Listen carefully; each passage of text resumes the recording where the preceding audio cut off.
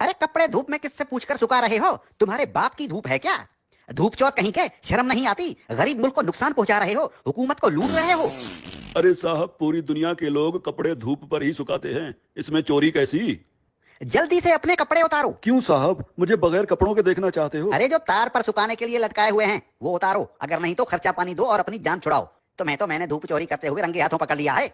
अगर जेल में डाल दिया ना तो सड़ते रहोगे पूरी उम्र, तुम्हारी लाश निकलेगी वहां से। धूप चोर कहीं के। अरे साहब, चोरी कैसी? अरे धूप पर हुकूमत ने टैक्स लगा दिया है, अब धूप पर कपड़े सुखाने का बिल आएगा।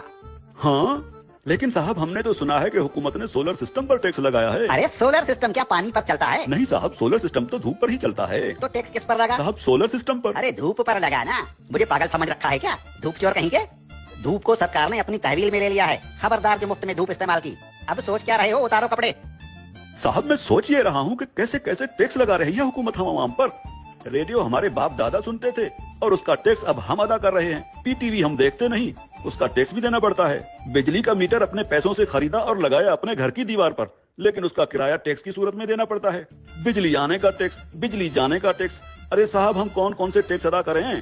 और जो IMF का कर्जा लेकर खा गए हो वो कर्जा कौन उतारेगा?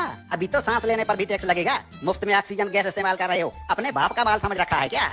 तुम लोगों पर तो ऑक्सीजन गैस की चोरी का केस भी बन सकता है, सीधे जेल के अंदर जाओगे। अरे साहब, ये क्या बात हुई? जुबान लड़ाते हो कानून से। अरे कानून साहब, लेकिन कल को अगर हुकूमत कहेगी कि आसमान पर बादल आ गए हैं, उसका टैक्स दो, बारिश हो रही है, उसका टैक्स दो, तो हम अब क्या बादलों और बारिशों का टैक्स भी देंगे? बादल और बारिश तुम्हारे बाप के हैं क्या? अगर बादल इस मुल्क के ऊपर आए तो वो भी इस हुकूमत की मिल्कियत हुई ना, आवाम को उसका टैक्स देना पड़ेगा।